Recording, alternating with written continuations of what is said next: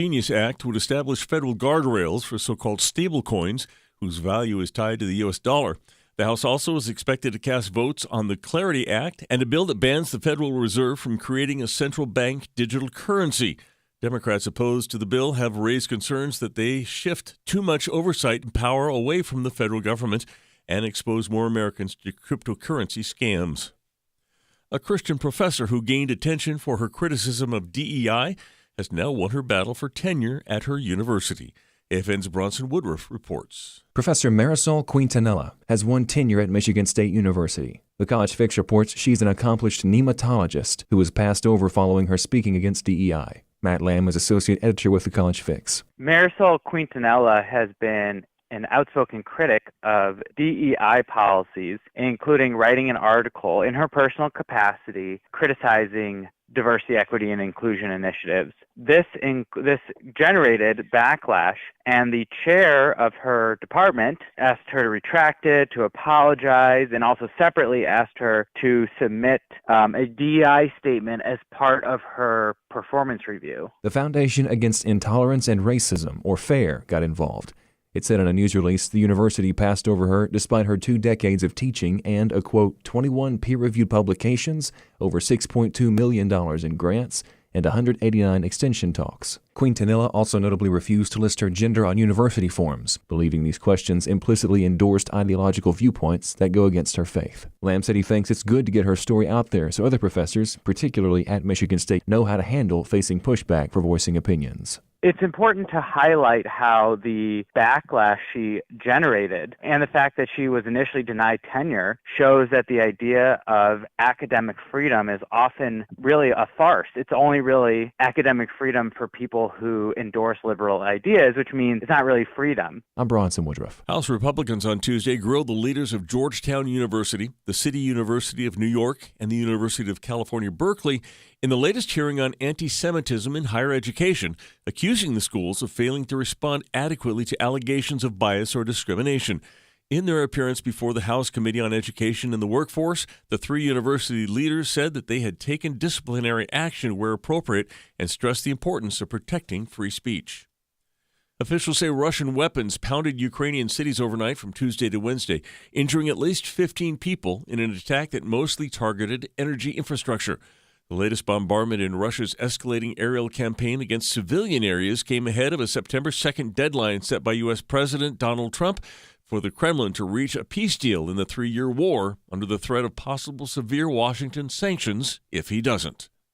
And finally, German customs officers made a shocking discovery at the airport, uncovering 1,500 live tarantulas hidden inside boxes labeled as sponge cake.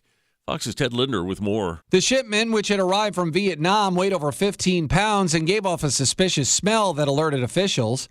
Inside were hundreds of small plastic containers, each holding a young spider. Many of the tarantulas didn't survive the journey, and the rest are now in professional care. Criminal proceedings are underway against the intended recipient. Authorities remind travelers animals must be declared ahead of travel. Ted Linder, Fox News. And for American Family News, I'm Steve Jordan. Hello, my name is Andy Miller, and I'm the president of Wesley Biblical Seminary based in Ridgeland, Mississippi. We are developing trusted leaders for faithful churches, and we do that based in the authority of Scripture and in the reality that Christians can be transformed. We do that also through bachelor's, master's, and doctoral degrees. We'd love for you to learn more about Wesley Biblical Seminary at wbs.edu, where we're developing trusted leaders for faithful churches. Welcome to Today's Issues, offering a Christian response to the issues of the day. Here's your host, Tim Wildman, President of the American Family Association.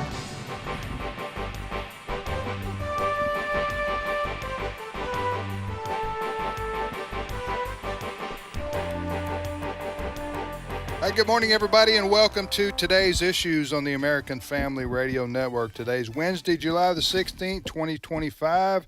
Not much happening in the world, so we return you to our regular scheduled programming. All right, so this is live radio on American Family Radio, and we do thank you for listening. Joining me in studio is Wesley Wildman. Good morning, Wesley. Good morning. Glad to be here. Well, I'm glad. I like that attitude. And I was going to introduce Ed Battagliano first, as I always do, but he had a mouthful of Diet Coke. Yes, he had a mouthful of Diet Coke going down the throat, so couldn't do that. So good morning, Brother Ed. Good morning, Tim. And Fred Jackson. Howdy. Fred's our news director for American Family News. So it's four of us today, ladies and gentlemen, and I would just be a smarty and say, like it or not. It's the four of us. So no guest. No, we have no guest. We're going to have to carry this show by ourselves for an hour and a half. Oh, man. Now, Jenna Ellis, our on-air personality, well, she's more than that. She's more than a personality. Oh, yeah. But she's been under the weather a little bit, so we've been struggling for a live show on that program. Yeah. Bishop B.W. Jackson's filled in some. And Fred's on the he's on standby. He's on standby tomorrow. for tomorrow, so hopefully Jenna will be well enough to come back and do the show live. But anyway, it is a challenge sometimes to do so much live radio as we do here on American Family Radio. Yeah, you gotta have a bench. Yeah, I was waiting for the sports analogy. Unlike the Democrats, That's right. who don't have a bench. They don't even have a starting lineup. No, that's true. Who are they sending out there, Ed, right now? Well, they got like this Zoran Mamdani in New York City. He's like a superstar for them. And he's a communist. It's like saying, well, our starting pitcher's Fidel Castro. So anyway. The sports analogies, I was waiting for that. AOC, I would say that he goes. Give us her full name. Yeah. Alexandria Ocasio-Cortez. I'm going back to my Tim. Such a distraction. It took him a while to get it. Alexandria to get that down, but now that Ocasio-Cortez. he's had it down for 2-3 years. I'm going back to my college journalism degree days. I did get a degree, and we were always told before you abbreviate something in an article or a conversation, you give the proper person and title first, and then you can call her AOC or whatever you want to, as far as I'm concerned. So you're saying that's the reason why you put Wesley on the spot? Yes. Not because you wanted to rub his nose in the fact. No. I'm just trying to be proper. Yeah. And we're proper here on this show. Yeah. And the point was. Yeah, your point was. Back to your point, Ed. The point is that it seems to me he's either equal to or past her on the scale of you talking about the politically left. Mamdani? What's his first name? Zoran. You got to admit that's a cool name. I don't care if he is a communist. Zoran Mamdani. It sounds like Zorro. He can take. He sounds like a dictator. Well, that or a superhero. He can take on Zoran Mamdani takes on Superman in Manhattan. Who's not paying for that? I'm going to go with Wesley on this. It sounds like a super villain. Oh, okay. Yeah, that's what Zoran the regime of Zoran Mamdani. And in this corner, Zoran Mamdani. All right, a lot to talk about today on the program, a lot happening in our world. We thank you, as always, for listening. Wesley, if people want to watch this here show or be aware of our podcast, how do they do that? If you want to watch it, you can go to our streaming platform. That's stream.afa.net. If you want to listen to it and you don't want to be interrupted by your car radio running out of signal, you can listen to it anywhere you want, 24/7 in any location with afr.net or download our AFR app. People are downloading our AFR app by the thousands. Tens of thousands, and people are able to listen to American Family Radio anywhere they go, where they travel. They can listen to AFR, even if they aren't able to listen. Those to signal restrictions. One of our traditional radio signals with our tower. By the way, we're buying a station, gentlemen, and a new station will be coming online very soon in Des Moines, Iowa. Oh, great, fantastic. Yes, if our credit line's good enough, then we'll be able to buy that station. Speaking about credit line, have y'all got any more recent texts of your getting a pre-approved for your $30,000? I get calls. They don't mess with text. Oh, you get calls? Yeah. Yesterday was the first day I hadn't had one in like 2 weeks. It's been about 3 days since I had one. It's a scam call. But it's from Vanessa. Or it's from Jonathan. Jonathan and Vanessa, and they're telling me I am pre-approved for a loan. And all I need to do, they're in the California office. Right. of what company they don't say. Yeah. And they want you to call them. If you call them back, you can speak to one of their representatives or ask for Vanessa. And she just needs a couple of more pieces of information, like your Social Security, like your Social Security and your bank routing number, and then you're going to have that loan coming your way. Ed. Coming your way. You mean put you in touch with her? No, I got her number right here. No, she said call I'm back. I'm sorry, I'm already helping out a. You got to pay your toll. You got to pay your toll bridge fee. I'm already helping out a prince in Nigeria. That's all I can afford to do right now. All right, so you get those two, Wesley? I do. Yeah. Okay. Anyway, it's funny I didn't start getting them until I started hanging around you, though. Well, I don't know. I don't know why that is. Maybe I have this effect on people, but yesterday was the first time I hadn't got one of those. I've never gotten any of those calls. Well, now I don't answer them, and I don't. Oh, I don't answer them either. Yeah. You don't ever answer a scammer. Voicemail. There are people that I've seen on Facebook or whatever who like answering these calls and then tormenting the person who called them. You ever seen these? Yeah. I mean, they have this whole thing laid out. Yes. They play stupid. And they deserve every bit of it, too. Yeah, and then they drive these people crazy. And I just sometimes I'll listen that would to be it. a funny call to listen to. Yeah, they'll post the. Now, thing I'm not on there. talking about a. I'm not talking about a legitimate company that does rope. What do you call it? This may be a legitimate. I don't know. No, but, it's not. I don't think it is. But these companies that do telemarketing. Yeah, like for your car warranty. I don't really like that either. But I'm talking about straight up Scammers. thieves. Yeah, I'm talking about the some of them are scammers that call and they string them along. It's a beautiful thing to listen to. My youngest to where these scammers will yell at them on the phone. Oh yeah, my youngest daughter used to do that. Yeah. This is years ago, but when it was a scam call. Yeah. She said, "Dad, let me pick it up." And so they would ask, "Is Fred Jackson there?" He did. He did. Silence. Like talking like she's from Vietnam without verbs. He did. You want rice? That's funny. You can call him, but I don't know where to call. Long distance. The roaming charges are going to get you. All right. So my. Do you know I was reading that seriously?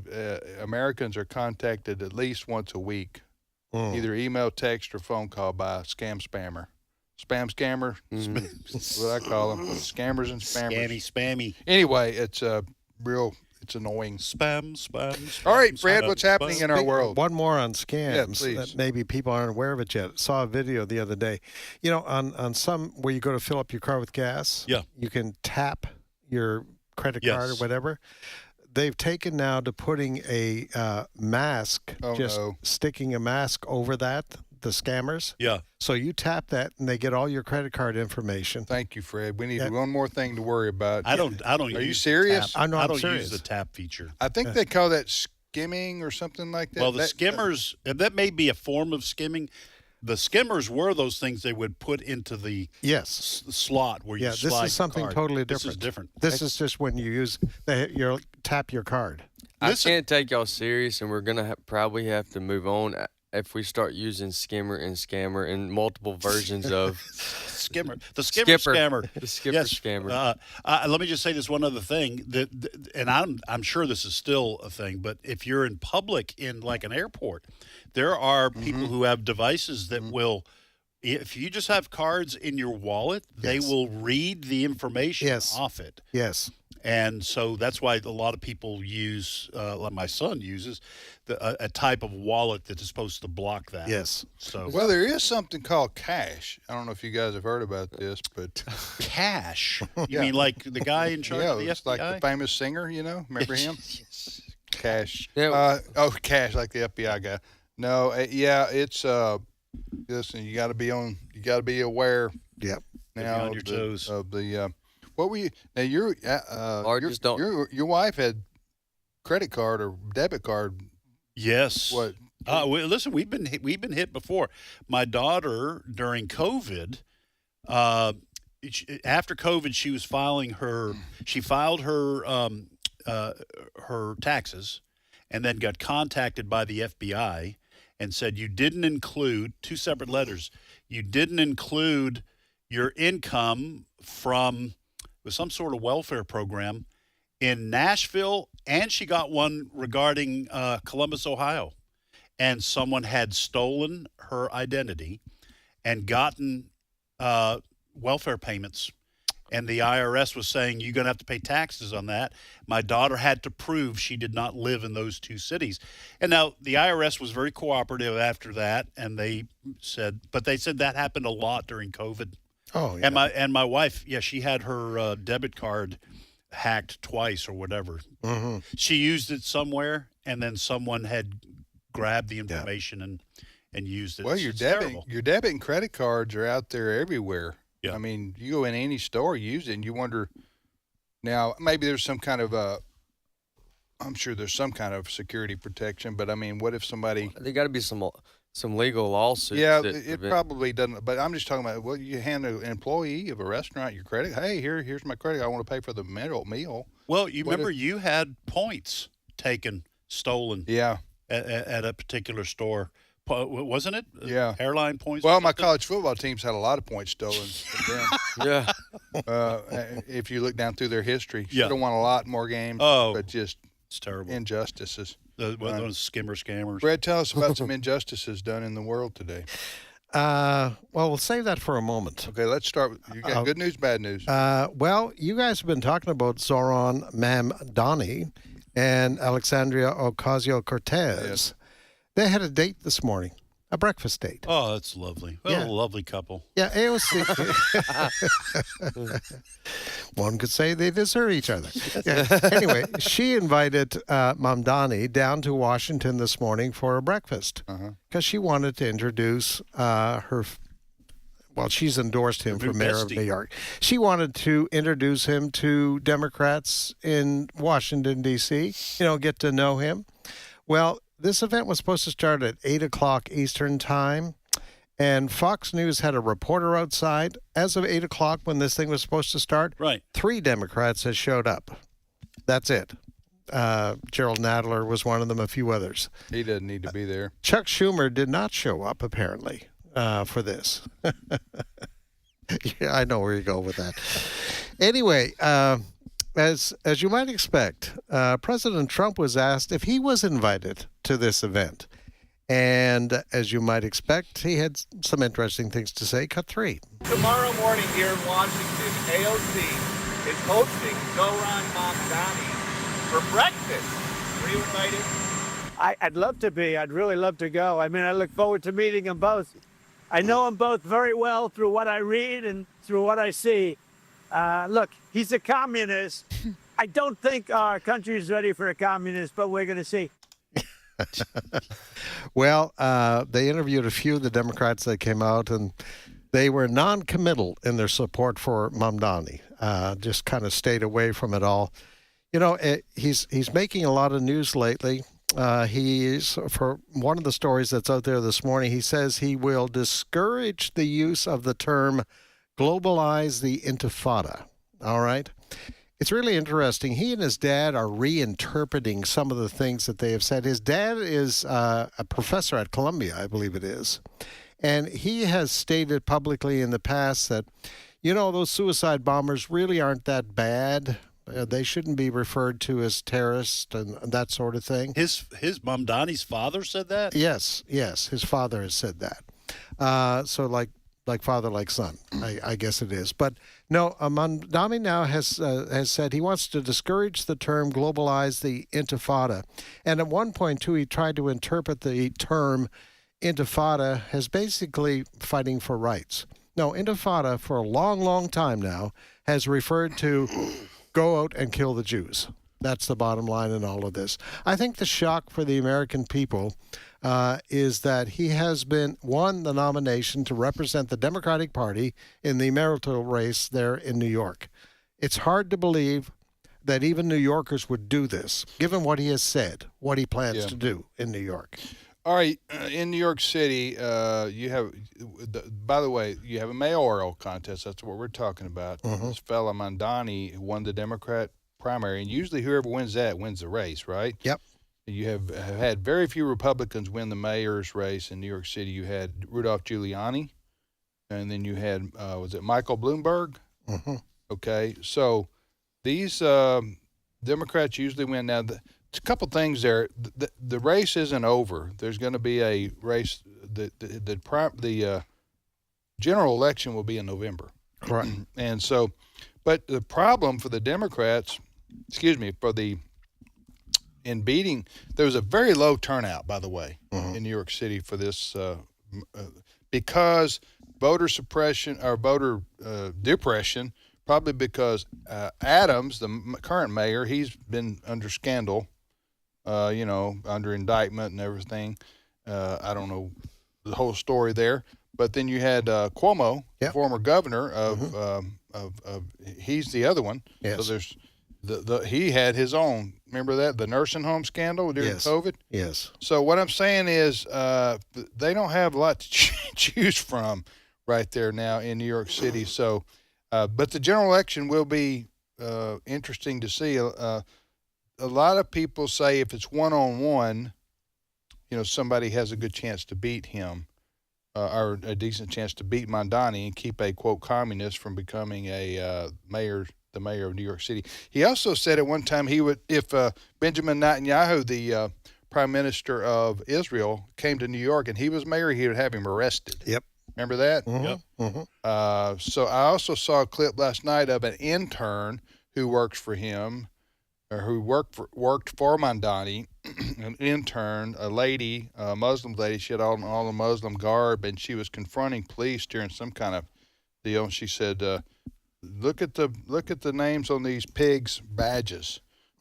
She was very, and he's made some statements very anti-police. Yes, he's for defunding the police. Yeah, so he got a lot of radical ideas. If you were to go to his website, which I'm at right now, and you were to look, half of his endorsements would be hidden or not discussed or not be connected with other Democrats. For example, most Democrats would they would take money and appreciate the endorsements of everybody, but they would not be proud of the ones he's put on his website. And I'll just list a couple of them. One of them is New York City Democratic Socialist of America has funded and supported his campaign. Another one here is the Muslim Democratic Club of New York City has supported him. That's just and then you got Jamal Bowen, Letitia James, Elizabeth Warren, and Bernie Sanders, just to list a few. These are people that said, "Hey, this is the guy. He's for us." Yeah. Even your average Democrat would probably be, I don't know. Who was the first one? You said. Yeah, the first one was the New York City Democratic Socialist of America has funded his campaign. Well, I had talked to them about supporting my campaign there, but I didn't get anywhere. Did not with Mamdani. Yeah, no, I was gonna the Socialist with the Democratic Socialists of America. I was gonna run, but decided not to. He's for all kinds of radical policies, is. Including city-owned grocery stores. Yes, which what could go wrong there? Yeah, what could go wrong there? You're going to drive. That's out never of been tried Listen, before. this guy is he's promising free stuff for everybody. He says free child care. Who wants to send their kids to a place where there's no incentive for the workers to do anything he wants right? Free housing, free health care, free school, everything's free. You know who's going to pay for it? The millionaires and billionaires. Well, you guess what they're doing? They're leaving. They're leaving New York City even now. Now there are free Diet Cokes. Well, it's going. Well, sign it up. Wait a second. It'll sell his soul to the Communist Party if they'll get some free Diet Cokes. Let's not Cokes and pizza. Go for it. Get too hasty here. Every man has his price. Every man's got his price. Mine's pizza and free Diet Cokes. Yeah. All right, next story, Fred. Enough New York City mayor talk. Well, it's kind of connected because the Mamdani story is part of the larger story for the Democratic Party right now. Yeah. They are seriously divided on which way to go. Former President Barack Obama kind of chastised his party the other day, kind of smarten up, guys. Let's get on to some serious business here. He because of their losses and so forth. Oh, absolutely.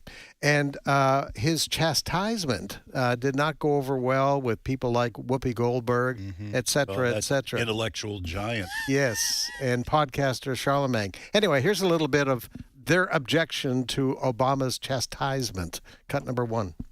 We've been saying Democrats were cowards for a decade. We've been saying Democrats need to toughen up. And that cowardice is, why we're in the position that we're in now. So it's just wild to hear President Obama say that now as if Democrats haven't been cowards for the past decade. This has not been about Democrats laying back. This has been about y'all. Democrats have been angry at what this man tried to do the last time. They've been angry this time. This is patently poor advice. Democrats have to toughen up to resist more, to oppose Trump more. I mean, that's all they've been doing for the last 8 years since he first took office. And now all I know is Donald Trump is president. Republicans control the Senate, the House. More governorships are red than blue, and the Supreme Court is 6-3. So that's what all this resistance has gotten the Democratic Party. Yeah, that was Fox's Joe Concha responding to their complaints. Well, Barack Obama still is a bit heavyweight in the Democrat Party. Former president, 2-time president, served 2 consecutive terms. So his, I guess he would be still considered a leader in the Democrat Party, although. Yeah, I don't know how much his. But influence, I wouldn't. Yeah, I know his influence has waned because when you aren't able to win another election or so forth, that kind of hurts you there. Yeah, I think the Democrats are in huge trouble because the Barack Obamas and even the advisors to Bill Clinton during the Clinton years. Those people are all being shoved to the side by the AOC. Or now Zoran Mamdani, AOC, Bernie Sanders, Elizabeth Warren, they're all supporting this guy? Yeah. I mean, that tells me that the direction of the energetic base of the Democratic Party is heading full speed towards outright communism. Mm-hmm. And at this point, the American people are far from that. They are just going to continue. The Democrats, I think, if they continue pushing this, they're going to continue to lose because the base wants more and more radical policies. The American people, barring some cataclysm, if you have some sort of cataclysm in this country and a Great Depression, maybe you can convince growing numbers of people to go commie. Okay, but barring that, with the economy going in the right direction, the American people aren't going to vote for the. Now, New York probably will elect this guy simply because a lot of voters in New York are probably just going to check the Democratic box. Yeah. Yeah. All right, we're going to be back with more of today's issues after this timeout. Tim, Ed, Wesley, and Fred. So we'll be back momentarily.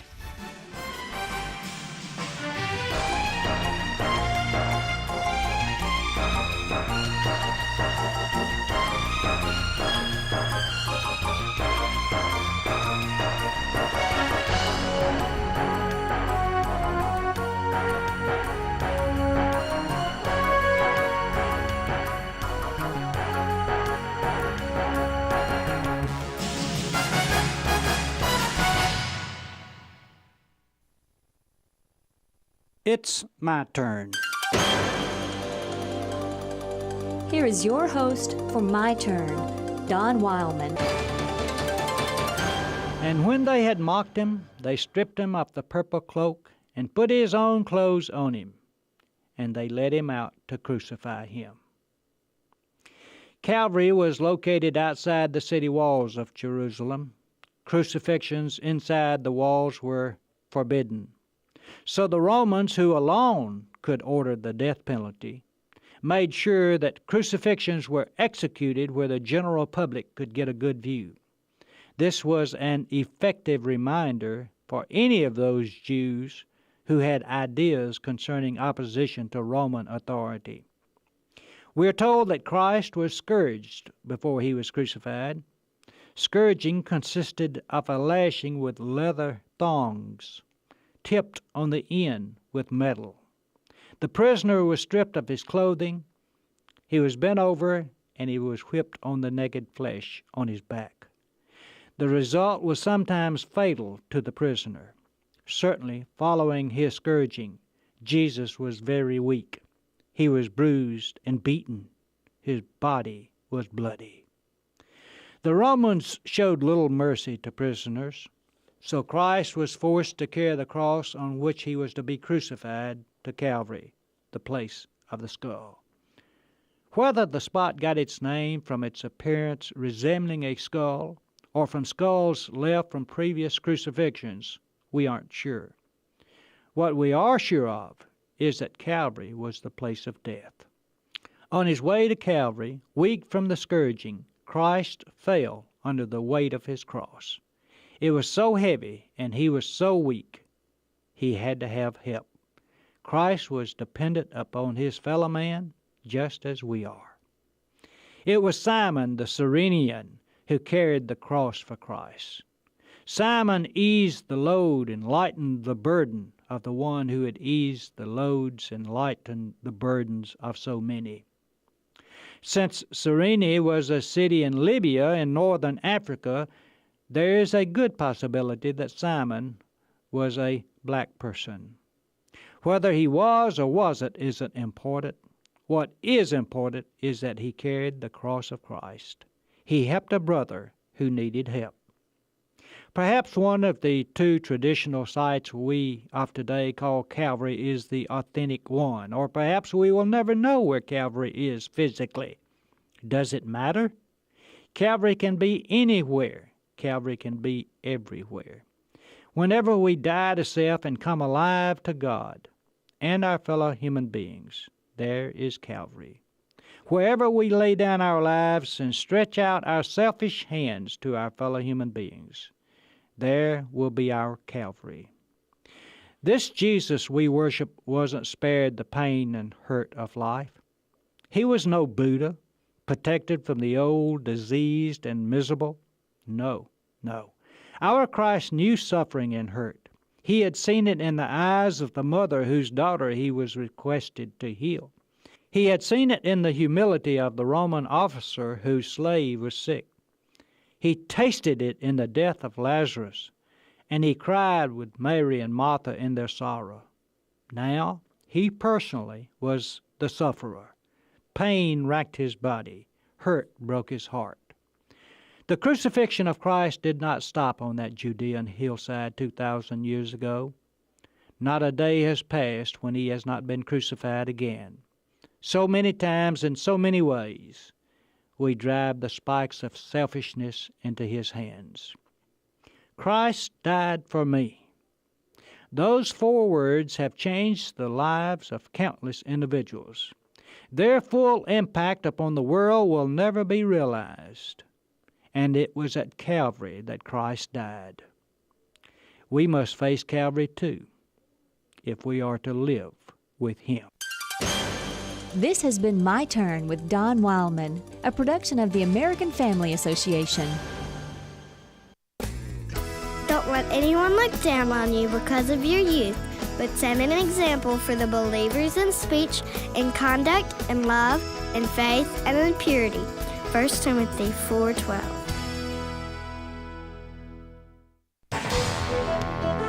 This is Today's Issues. Email your comments to comments@afr.net. Past broadcasts of Today's Issues are available for listening and viewing in the archive at afr.net. Now, back to more of Today's Issues.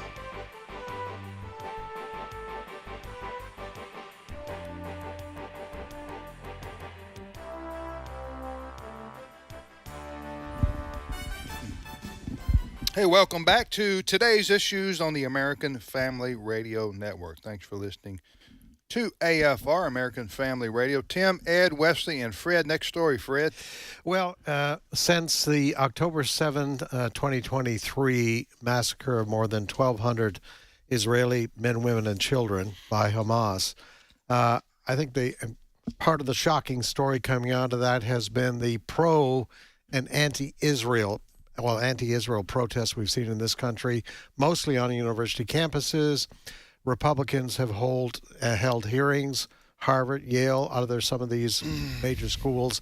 Well, yesterday there was another hearing featuring some representatives of some other universities, City University of New York, and also some other schools.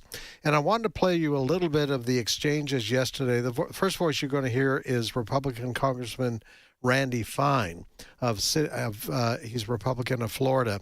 He is also Jewish. I just want to play you a little bit of, so you get the atmosphere at this hearing yesterday, the exchange Republicans. You'll also hear the voice of Democrat Congressman from California, Mark Takano, and you can tell he's a Democrat when you hear what he has to say. Here's a little bit of the exchange yesterday, cut number 2. I find the testimony today both disgusting, dishonest, and to be gaslighting, and I'm going to point it out here. We've heard that we unequivocally denounce anti-Semitism, unwavering support for our Jewish students. We have a zero-tolerance policy, and we will not put up with a call for violence. So let's explore that. Emmanuel Ness, the chair of your political science department, said he supports, quote, resistance by any means necessary, which includes violence. How can you say those statements that you support your Jewish students? Shut up and get out of here. Gentlemen will suspend. Gentlemen will suspend. Get out of here, you loser. Come on. By the way, to be clear, I hold you all responsible for this. It is the attitude that you have allowed on your college campuses that make people think that this is okay. That is why this happens, because you have someone like Emmanuel Ness that says resistance by any means necessary, and I assume this person still works at your school. Is that correct? Any call for violence against Jewish members of our community is entirely unacceptable. So why does this person still work there? Any individual or faculty that has a complaint of breaking our rules, we will investigate them and take the appropriate disciplinary action if warranted. The Jewish students on your campus, they do not feel safe today, and you all should be ashamed about that. The Trump administration has made a lot of commitments to combating anti-Semitism on college campuses. Is the current Office of Civil Rights, or OCR, equipped to fulfill those promises? The staff has been cut by half. I understand that now the average caseload for the investigators remaining is 200 cases per person. Well, the majority uses hearings like this one to rail against foreign influence, while their own administration routinely violates clear ethics boundaries with foreign governments. They have turned this hearing room into a kangaroo court where wait, I'm getting confused on who all we're hearing saying what there. This last voice here was Democrat Congressman Mark Takano. Basically what he was trying to say, the protests against Israel on the campuses, the investigations are not being dealt with because Trump cut money for these agencies, the DEI agencies on campuses. So Takano, the Democrat, says this is really Trump's fault that people aren't being disciplined for their actions against Jewish students. That was the bottom line on that. Is this still going on, though, these college campus? I don't see... Well, the kids are all out right now. Yeah, I don't think there are protests, but... Don't let a summer vacation interrupt with protesting and burning things down, right? Well, they're all going to be home. The majority will probably be home or on vacation. The impact wouldn't be the same, obviously, if no one's there. I think what's made clear by these kinds of hearings is that the students have been complaining to congressmen or whoever will listen. Students? The Jewish students? Jewish students. Okay. About the fact that they don't feel safe on the campuses, and the things that are said and the things that are done are allowed by the college and university administrations. And it was a great line of questioning about having, I think it was the head of a department, wasn't it, at this college, who was saying resist by all means necessary, which is code for whatever it takes, including violence. Yes. So I don't. This is not going away anytime soon on college and university campuses. I think administrations are either supportive of the anti-Semitism, or let me put it this way, supportive at least of the pro-Palestinian view of geopolitics, or they're scared. They're scared to take a stand and start expelling students and firing professors. I think they were running scared. I just think this is all part of spiritual warfare. And Ed, I was talking to you last night, and this is beyond the borders of the United States. This has to do, the government of Canada just released a report an investigation into anti-Semitism in public schools in Ontario. Ontario, population-wise, is the biggest province in Canada. Now, this isn't universities. This is K through 12 schools. Right. This is little boys, little girls, elementary school, mid-school, etc., etc. Rather shocking. There have been hundreds of complaints from Jewish students of that age in Canada. This report says more than 40% of anti-Semitic incidents involved Nazi salutes, assertions that Hitler should have finished the job, and the like. Fewer than 60% of anti-Semitic incidents referred to Israel or the Israel-Hamas war. 49% of anti-Semitic incidents reported to school authorities were not even investigated. 49, almost half of the complaints.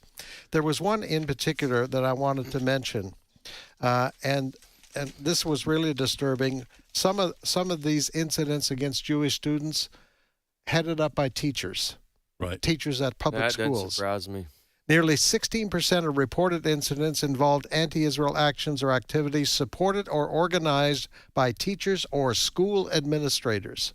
Some teachers wore shirts with a map of Israel, the West Bank, and Gaza that lacked boundaries between regions and was overlaid by the colors of the Palestinian flag or emblazoned with the slogan, "From the river to the sea." In 2024, one Ottawa teacher noticed a 6-year-old Jewish girl wearing a necklace with a pendant in the shape of the map of Israel. She informed the child it is a map of Palestine. When a fellow Jewish student responded, "It's Israel," and explained it was a gift from a Hebrew school, the teacher said, "Your Hebrew school teachers are lying." Still, other teachers invited speakers to talk about the Israeli-Palestine conflict, but didn't invite anybody from the Israel side. And this report goes on and on and on. We're going to do our own story on this at AFN today to get response to this. But again, this is K through 12 kids, even 6-year-old little Jewish girls being accused of being the bad people in this. Well, and I'll tell you something else. It's not just the Jewish students who are under pressure. It is all the other kids, the non-Jewish kids, who are being brainwashed into being anti-Jewish and anti-Israel. Yeah. So it's not only here, folks, and that's why I say it's spiritual warfare. When you have teachers, school administrators, even being critical of little 6-year-olds, with a pendant on of the map of Israel, that sort of thing. And there's no other way to explain it, honestly, in my opinion, than it's spiritual warfare. And these attacks are allowed to continue. Like I say, that's just a few examples of hundreds that have been reported in one Canadian province. Well, Canada and Western Europe are often steps down the road ahead of us. Yeah. But we're catching up pretty quickly. Yeah. And look what's happening in Paris. There are places where Jewish people cannot go in Paris. Right. Because of the influx of Muslims. By the way, the Muslim population in Ontario has increased dramatically. This is a decade or lifetime long tactic by the Democrats, is that if you think back to Israel, this wouldn't even be an issue if they, meaning Hamas, had not had created terrorism back in October of 2023. But yet, it's within weeks or months, somehow or another, this is an attack on Jews. Yeah. By politically speaking. Yeah. Somehow or another, we've come full circle here to where they're the problem. When in reality, this wouldn't even be in the news if Hamas had not attacked. Right. Exactly. And it's often forgotten what all they did. Right. All this. Well, and also the news agencies, the way they continue to cover Gaza, they never report this conflict could have ended within 48 hours if Hamas surrendered. Yes. Hamas is to blame for the death of the Palestinian people in Gaza. Right. 100%. Because they prolonged the war. They did. Which is what they wanted. They don't mind their own people dying. Yes. If it results in pressure on Israel and criticism of Israel. Yeah, they're not held at the same standard from a moral standpoint or a just war standpoint. They're not held at the same standard as Israel is. Yeah. BBC just had to cancel a documentary about the war in Gaza because they found out it was being produced by the son of a Hamas leader. Oh, my goodness. Yeah. Yeah, that might be a conflict of interest.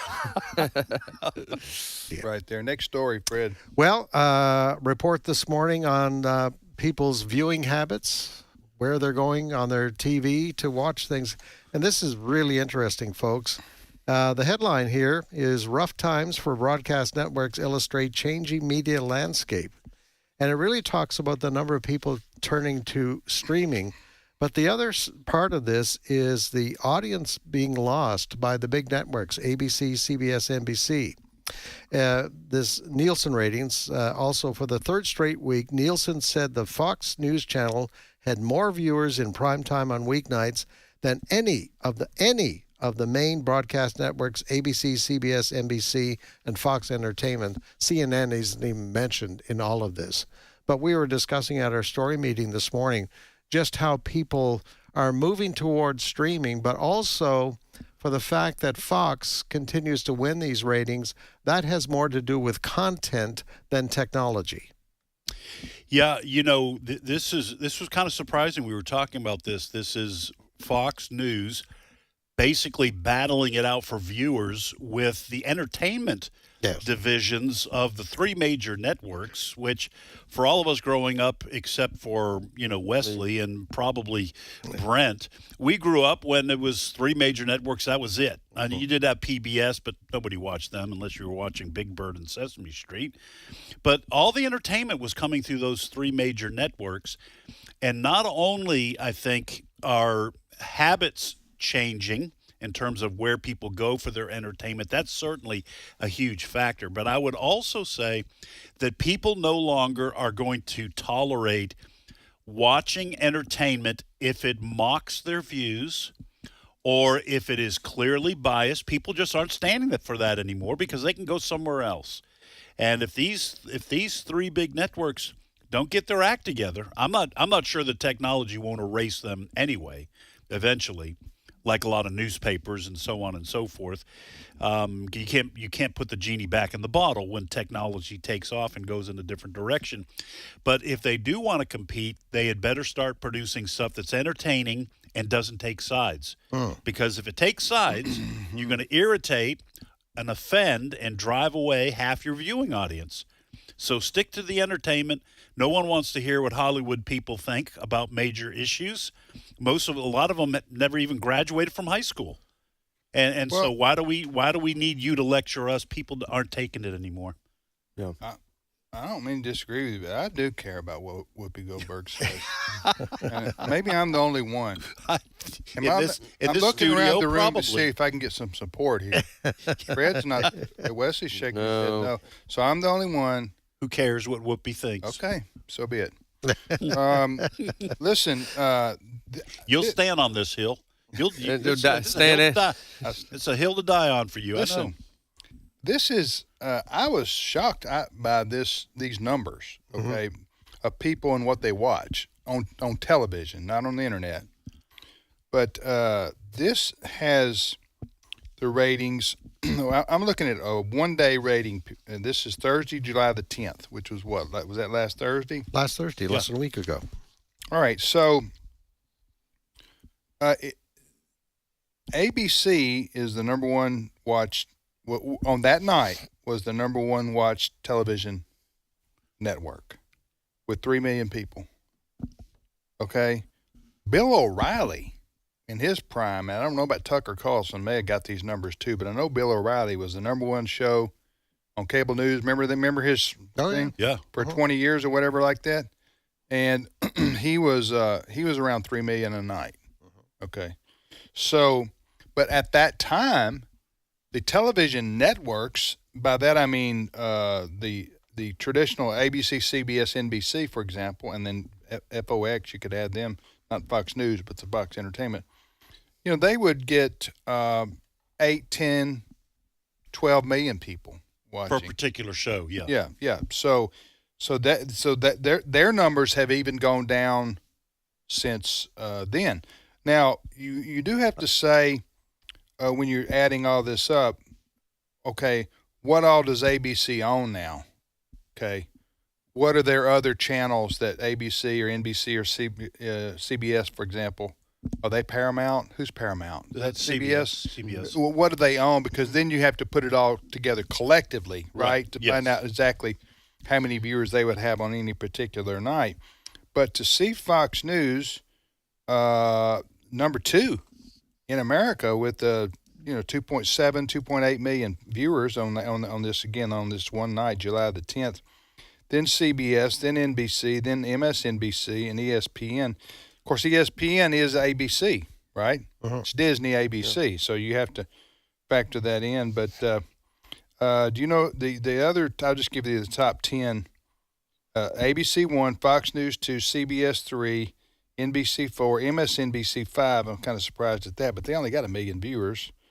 You're talking about in a country of 330 million, okay? Yes. And ESPN, they're right at 1 million, right under 1 million. Of course, it's not football season yet either. A Discovery Channel, number 7, tied with TBS. Fox, the Fox FOX, not Fox News, is number 9, and then HGTV, number 10. And HGTV only has 517,000. 517,000. 517,000. What is that? 517,000? That's correct. And then interesting, the Inspirational Network. Now I don't watch INSP, but I'm familiar with who they are. They Christian television, right? Well, what is their thing? What is their big draw? INSP. I guess just inspirational. That's not movies. That's not what was the one that was so popular for a long time? The Christian Trinity. Trinity. Yeah, they're not Trinity. The INSP. I used to know those. That's been 20 years ago since I knew some of those people at INSP. They were based out of Charlotte, I think. CNN's below them, number 12.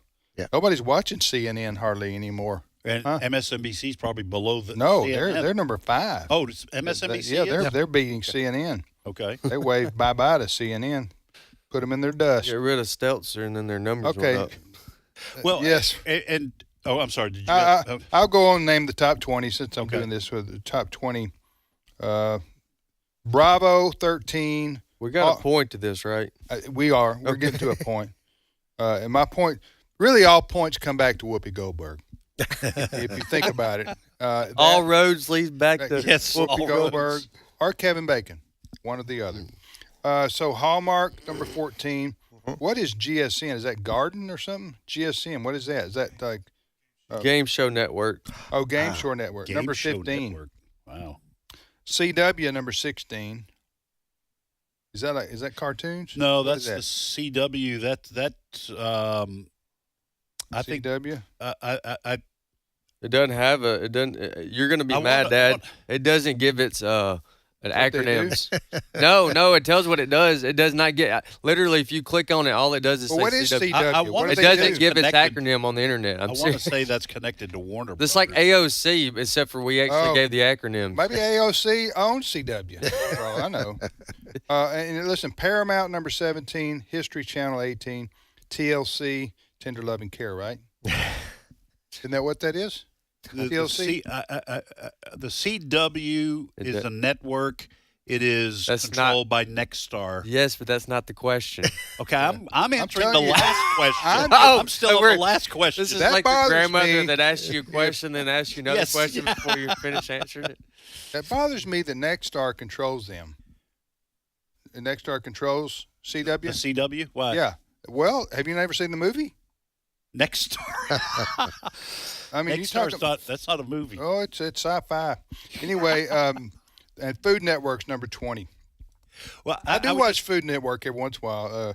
Guy Ferrari. Yes. Yeah. Is that his name? Guy with the white bleached hair. I don't watch the Food Network at all. No, I don't watch. You've never seen Chopped? I'm not going to watch somebody else make food. Well, his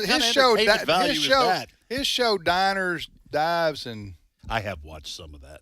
Drive-ins and dives. Yeah, some of that's. I like that show. Yeah. I was just going to comment in terms of the kind of splintering of how people which is the point of what we're talking about here today. So Disney owns ABC, ESPN, FX, National Geographic, and Freeform. What's Freeform? I'm sorry to divert here. Freeform, I think that used to be rapping? what's the one owned by it's not Trinity. What was the other Christian one that was sold? INSP? No. Oh, okay. I'm sorry. Go ahead. Okay. All right. You keep asking me questions. Well, there's so many thoughts that come to my mind. I want to know where we're going. The one owned by the Southern Baptist? ABC World. No. Dayspring? Stop talking. I'm trying to help you. You said one of the Christian TV networks.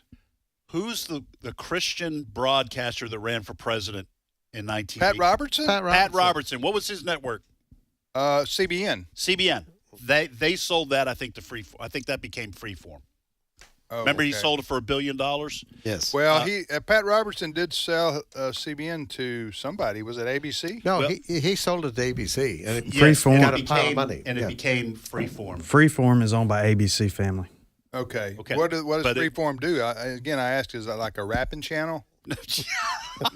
What, have you never heard of Freeform rap? Am I the only one? Okay. Well, Brett is No, you're talking about freestyle rap. I was going to freestyle. Go ahead, Ed. No, Sorry. That's all right. Listen, let me bring it on a purpose. Let me bring some decorum back here. I'm just enduring it. I think, Ed, we're going to give you 30 seconds of uninterrupted time. Go ahead. Okay. I was going to say that when I watch Hulu, because Disney also owns Hulu, that streaming platform, when I watch hockey, when it gets to the playoffs, you can also watch Hulu and ABC content on USA, TNT, and TBS. So my point was, where people go to get entertainment has splintered into 1,000 pieces. That's the bottom line. Yeah. But some of these companies, you may say, well, why is ABC? Why aren't they going out of business, or NBC or CBS? It's because no, they don't have the same network viewership that they once had in America, as you alluded to earlier, Ed, during the 50s, 60s, 70s, 80s, 90s, 2000s. But what's happened today is those networks own a lot of the other channels that you mentioned, and we put them all together, they probably still have the viewership. Out of the list that you gave, what is the highest rated news network? Oh, Fox. It's going to be Fox News. So let me help us. By far. No, Fox clearly blows the competition away. And why do you think that is, Fred? Because they are making a reasonable attempt at fair and balanced. And they're not afraid to really promote the conservative point of view. And they're not woke. They're not woke. They're not. And, it's part of a bigger revolution. What is it? Jeff Bezos owns Washington Post now. Yep. The Washington Post employees were told last week, you got a certain period of time. You're either going to go with our new philosophy here or there's the door. Yeah. So Jeff Bezos wants to make some money. Yeah. What I can't understand is the ABCs, the CBSs, and the NBCs, they still have a staff that are promoting one side. They're afraid. They're afraid to pull the trigger, I think. Yeah. I know that I had a question. Where does Oxygen Channel rank? Somebody asked that. They're number 34. I can sleep well. The views and opinions expressed in this broadcast may not necessarily reflect those of the American Family Association or American Family Radio. Faith, family, freedom. American Family Radio. If God could speak, what would he say? The Bible subjects itself to historical verification. He says, we saw this. We go to the Bible wanting to hear what the living God has to say to us. When God speaks, what does he say? The God who speaks. Visit stream.afa.net. This is American Family Radio, a listener-supported ministry of the American Family Association.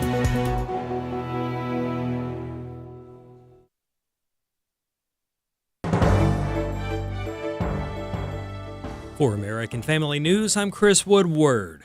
Israel has launched more airstrikes in Syria amid clashes between government forces and armed religious minority groups. Fox's Tanya J. Powers has more. A ceasefire between Syrian army soldiers and Druze armed militia groups has collapsed, prompting violent fighting in the southern city of Sweda as Israel threatens to ramp up its involvement in support of the Druze.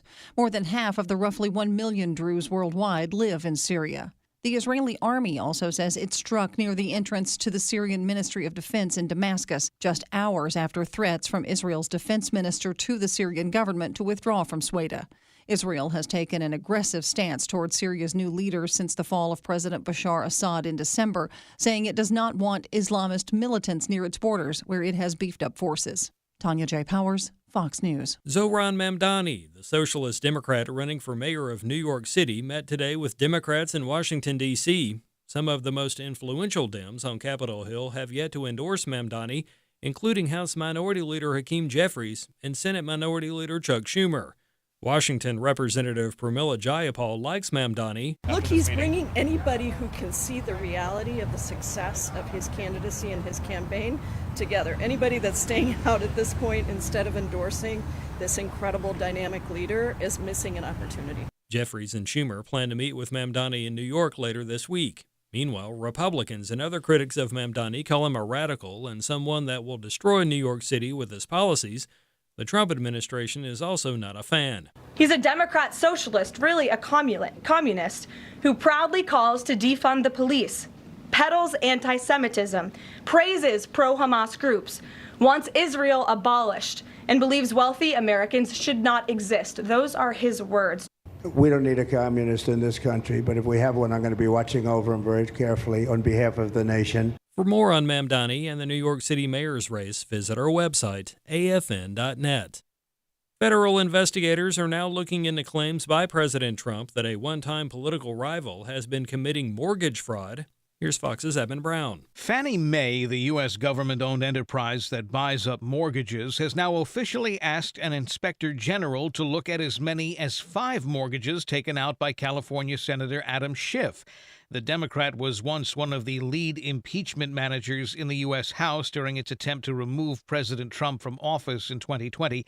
At the heart of the investigation are mortgage applications for Schiff's properties in California and Maryland, where he might have claimed each one was his primary residence. Schiff contends his Maryland property is where he resides while Congress is in session. The U.S. Constitution requires members of Congress be residents of the states from which they are elected. Eben Brown, Fox News. An American Idol staffer and her husband have been found dead in their L.A. home. Officers were conducting a welfare check at a home in the Encino neighborhood when they found the bodies of a man and woman with gunshot wounds. The staffer worked as a music supervisor for American Idol. Police have arrested someone they've identified as a suspect. Arson charges are pending for a boy in Wisconsin who may have set fire to a Walmart. Fox's Jeff Manasso has this story. Police in Franklin, Wisconsin only saying the 10-year-old boy is being questioned and that arson charges have been referred to prosecutors. After fire crews were called to the Walmart store Monday night amid heavy smoke and visible flames inside the store, with shoppers and staff evacuating. The sprinkler system was activated, which limited the fire, though we're told there's smoke damage throughout the building, resulting in an estimated loss of several $1 million in merchandise. The Walmart store remains closed until a full safety assessment and damage evaluation is done. No injuries. Jeff Manasso, Fox News. And that's all our time for now. Find more news on afn.net. It's not just what you hear on the radio at the top of every hour. Visit afn.net for videos, columns, even a political cartoon. It's all there on afn.net. Thanks for listening.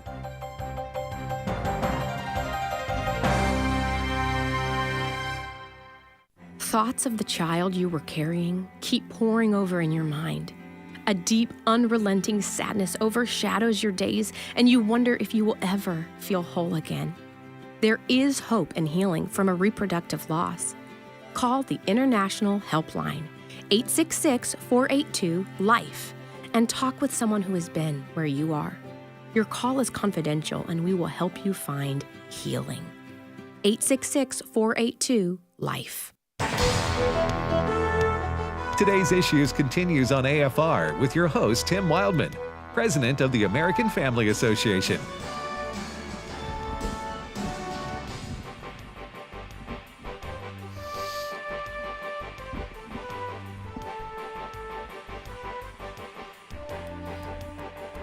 Hey, welcome back, everybody, to the radio program Today's Issues on the American Family Radio Network. Thanks for listening to AFR. I'm Tim with Ed and Wesley, and now Steve Paisley Jordahl joins us. Good morning, Brother Steve. Good morning, everybody. So somebody tell me when the first college football game is. Wesley, can you look that up? For this year? Yeah, for this I year. thought you were saying all time in history. No. Well, you can do that later. Okay. But for now, do the college football season. When does that start? Because looking forward to some disappointment there, or is it you beat well, yourself up? Saturday, August 23rd. August 23rd. Who comes on TV, Ed? It will be too early. Most Division I programs start their seasons the following week, but August 30th. Saturday, August 23rd starts with Week 0 games.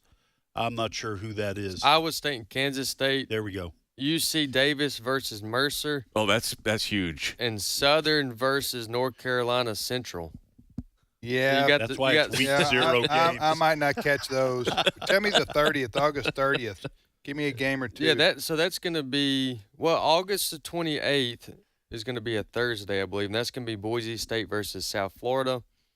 I'll watch that. And then Saturday.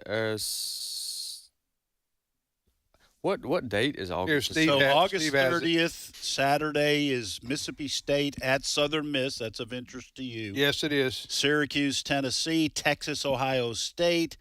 Hey, that's some good games right there. Yes, it is. Let's see, on down the line, Alabama, Florida State. I'm just saying, if you've been depressed about the state of the world. It's August 28th is the date you're looking at. College football is almost here. And who doesn't love college football, right? The pageantry and the emotions and in my case, the losing.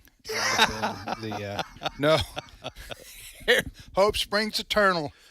No, so we're gonna it's college football. I watch I like to watch the college football. What's a game day? Yeah, ESPN, yeah. And this is Lee Corsaw. He's going to do one more show, and then he's gone. And he's out. One more season or one more show? No, one more show. I think okay. He's had health issues. Lee Corsaw, this guy who puts on the head of the mascot, the team he chooses. That's kind of a tradition. Go ahead, Wes. So what I was looking at is August 28th through August 30th. There's a handful of big games. Yeah. But a lot of teams are holding off until that September 1st. So. Yeah. Anyway, I just know that a lot of our folks do like college football, and looking forward to it. All right, Steve, what do you got for us? Bucknell is coming to Air Force Week 1. You're an Air Force fan? Oh, yeah. Okay. Yeah, you lived in Colorado State. I lived in Colorado Springs. My boss the boss I used to have is the current play-by-play guy for Air Force. That we were the home station for Air Force. Okay, Colorado Springs. Yeah. So Bucknell's rolling in? Yeah. Oh, man. It's one of those. Can't wait. It's one of those. There's going to be electricity in the air. It's it's one of those pay games, when, every school has them. Yeah. Every school has them. You pay a smaller school a bunch of money, $500,000 to come to your stadium.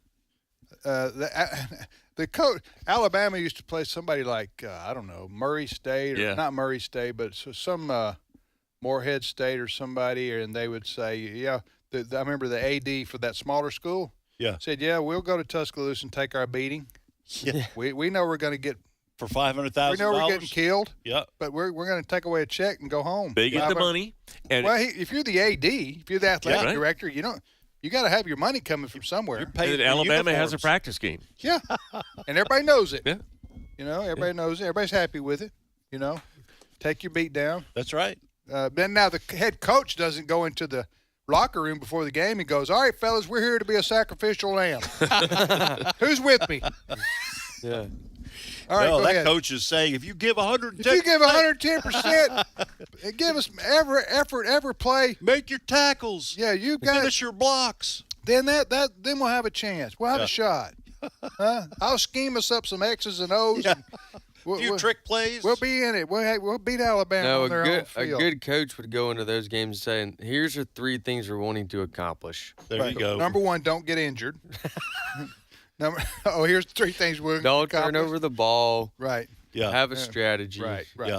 And that's coming from a baseball coach. That's right there. Yeah. I would say. And I've been in games. I've you been know how in a to few inspire. games like that. Do unto others as you would have them do unto you. No, I actually say that, and that's after we get off the field. When you're on the field, you don't do unto others as you want them to do. Okay. You're trying to win. Right. Duly noted. All right. Go ahead, Steve. All right. We do have some breaking news. Israel has launched over 160 airstrikes on Damascus. And what they are doing is Syria. In Syria, well, at the outskirts of Damascus. IDF has undertaken 160 aerial attacks on the Syrian regime in and around the vicinity of Sweda in southern Syria. What they are doing is they are trying to protect the Druze. The Syrian Druze are what the IDF says they're being slaughtered by the new administration in Syria. So they are protecting the Druze in Syria, but this is direct military action against Syria. So it's just a breaking news story. I don't know what to make of it. I heard Marco Rubio say he was very concerned. He sounded like he didn't know it was going to happen. I don't know, but now the Assad regime was basically overthrown with the help of the Biden administration, correct? When Iran lost its Syria is an Iranian proxy. The terrorists that were coming out of Syria were being funded by Iran. When Iran lost their credibility, and really it was under Trump. I don't know when Bashar al-Assad left. It was at the end of 2024. There you go. So it would have been in the Biden administration, and then they have a new government there that is headed by, and I don't know his name, but he is a former terrorist, former Al-Qaeda guy. It's a more radical regime. Well, yes, but he's saying he wants to join the family of nations. So he's saying all the right things about religious freedom. There was a massacre of Syrians, a Greek Orthodox church, and the big question outgoing was, now that this has happened, a tragedy, is the new Syrian government, going to stand up for religious freedom and prosecute the offenders, find them, and stand up? So apparently the Druze are not on the welcome list in Syria, so it doesn't look good for the government in Syria right now. Okay.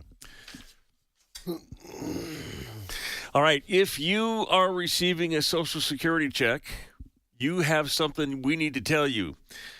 You will no longer be getting a paper check starting in September.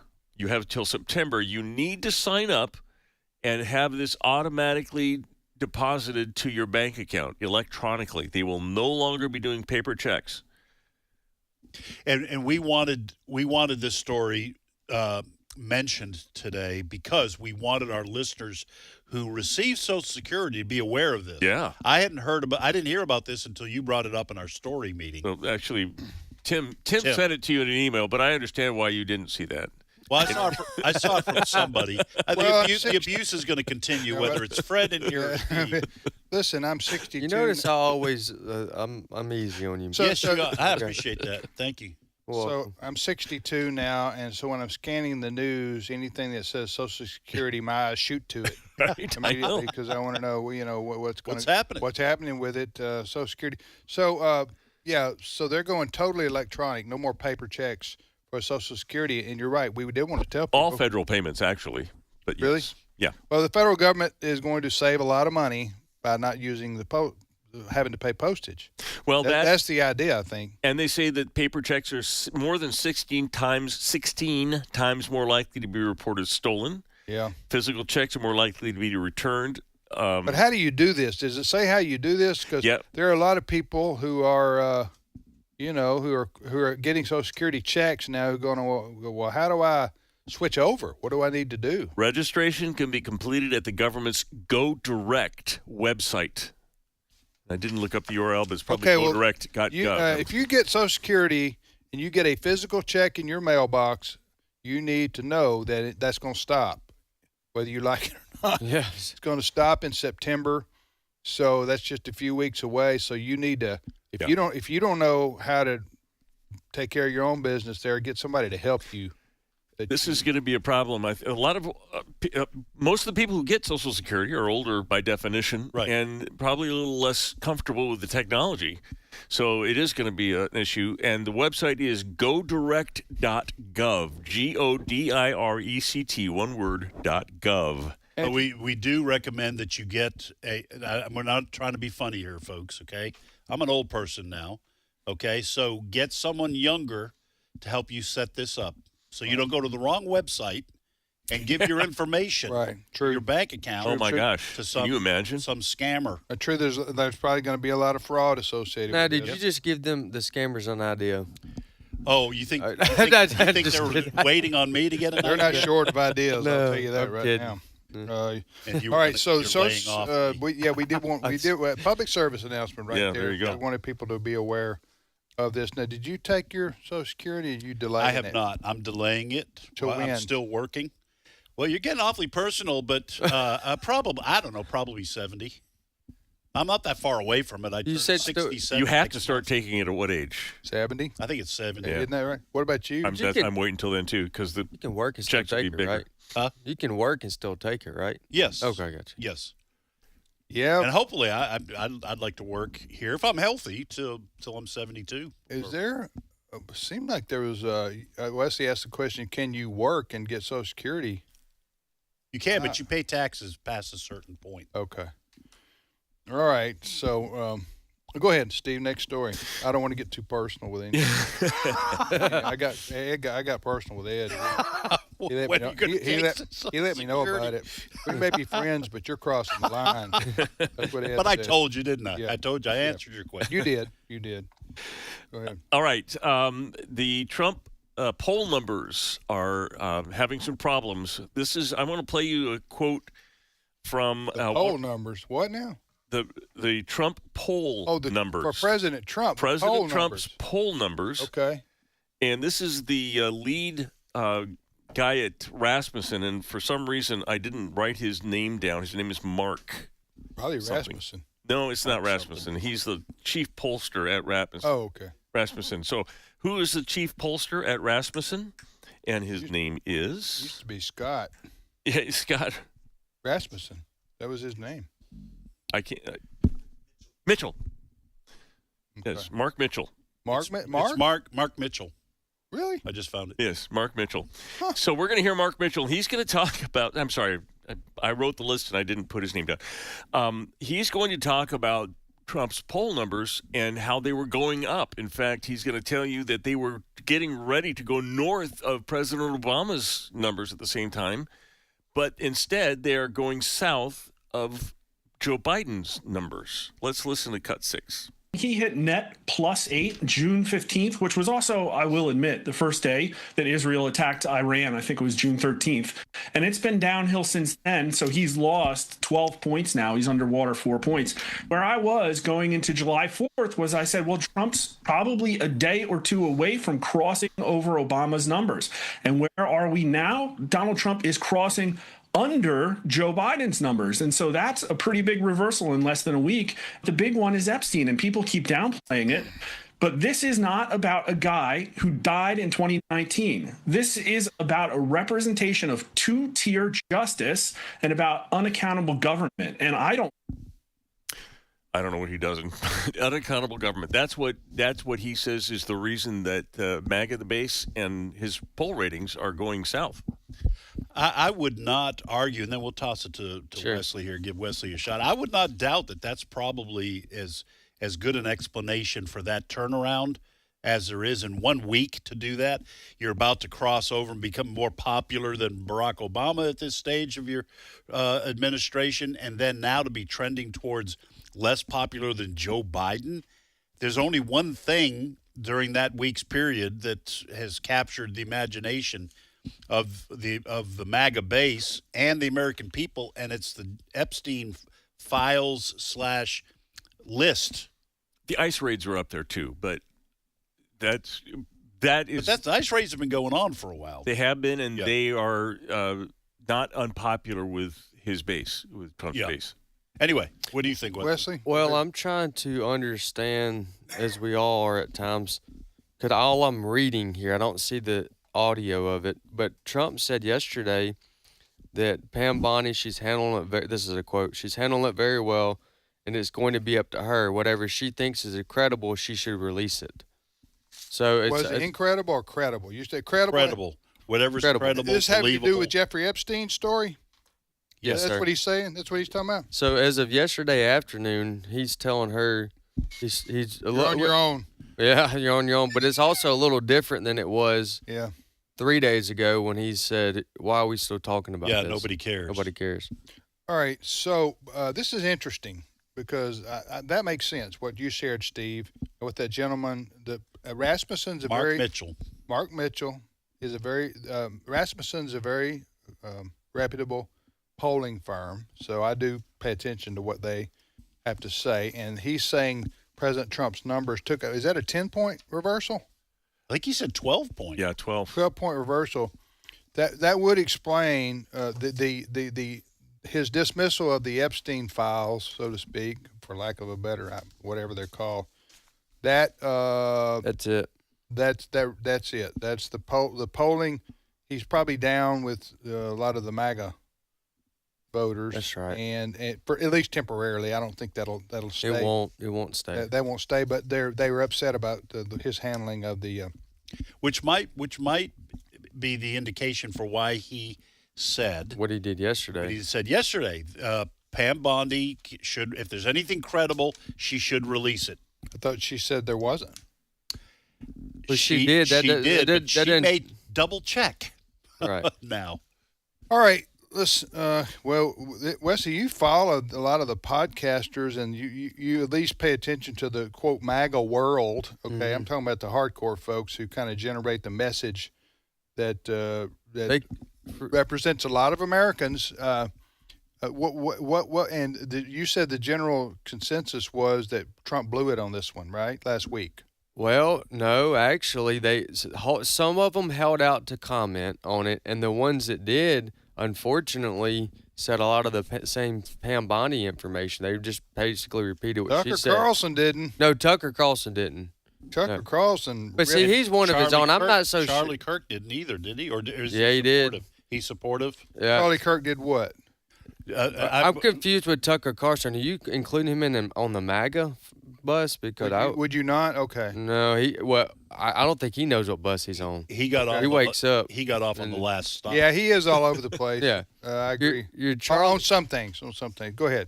Yeah, you're Charlie Kirk's. Give me three. Give me three. Give me three letters. Give me three leaders of the MAGA movement that you would consider outside of the government right now. You got Charlie Kirk, you got Dinesh D'Souza, and there's D'Souza. Dinesh D'Souza, I think. D'Souza, yeah.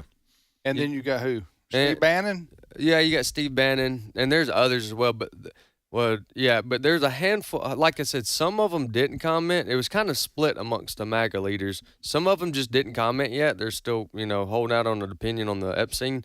And then you did have some that did comment, and they seemed to follow Pam Bondi. Now, what I'm referring to was a week ago on his first comment. But now all of them have taken what Trump said yesterday as we're revisiting this, and we're coming back. We're coming back for more. Like they're just getting started. So I don't think they're letting it go. Yeah. Now, whether they get something that's satisfying or not from it is yet to be determined. I just know the way this was set up by Pam Bondi 3 months ago is if anything's short of somebody going to prison, MAGA's not going to be happy. Yeah. So I think they've messed up by making this a bigger deal than they're willing to visit. Yeah. All right, Steve. What do you think about all this?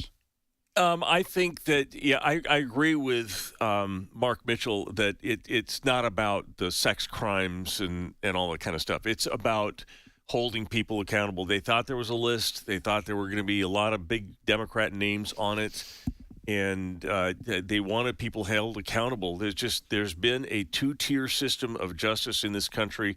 We saw it with the lawfare. We're seeing it now with every time the Justice Department starts an investigation into a Democrat, they say, "Oh, lawfare," like they weren't doing that for the last 5 years. All right, I'm just going to make an observation here. Please don't ask me to defend it because I may not be able to. I'm just making a gut, visceral, in the moment, sharing on my heart. Yes. Ed, I'm going to share my heart. Share your heart, I'm going to share my heart, Ed. You got to. Yeah, you got to. You can't keep it in. No, I can't keep it in. Nobody experienced that more than President Trump. Yes. Talking about lawfare? Lawfare and the two-tier. Absolutely. Okay. Now, it did come back finally to get Hunter Biden and some others, but I'm talking about President Trump doesn't care about this. Okay? He dismissed it last week as silliness, basically. And Pam Bondi says there's nothing to release, right? So depends on what day you ask her, but go ahead. Well, that may be true, but she needs to come out and release everything that she has, if she has anything. But according to President Trump, it's not an important issue. Remember, people are still talking about Jeffrey Epstein. He was oblivious to this, and so that was kind of stunning. So I don't know if there is anything to release or not. Well, none of us do, okay? But the comments from people like, of course, Pam Bondi saying the Epstein list is on my desk. Maybe she misspoke. I'll give her that. File. She said file. I think she was asked about the list. Oh, she said, and she then said, she said the file is on my desk.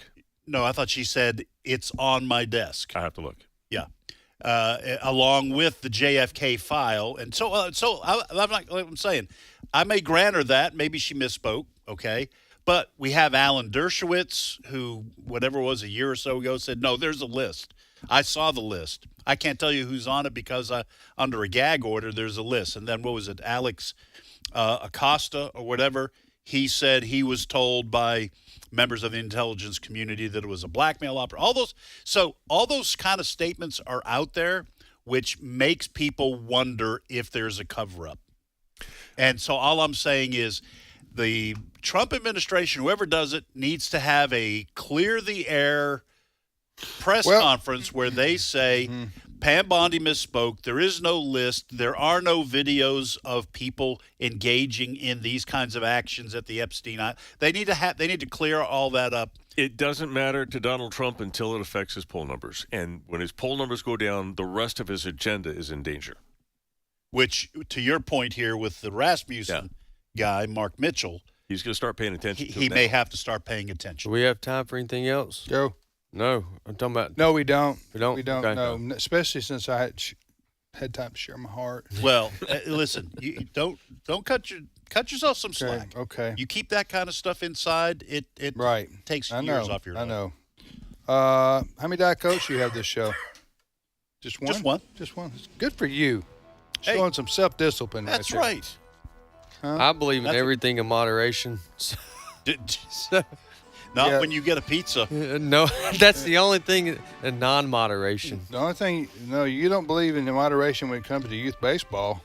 No, that's true. That's not true. Comparatively speaking. Or deer hunting for a 3-month. Did you just see how I did that? Yeah. I said comparative.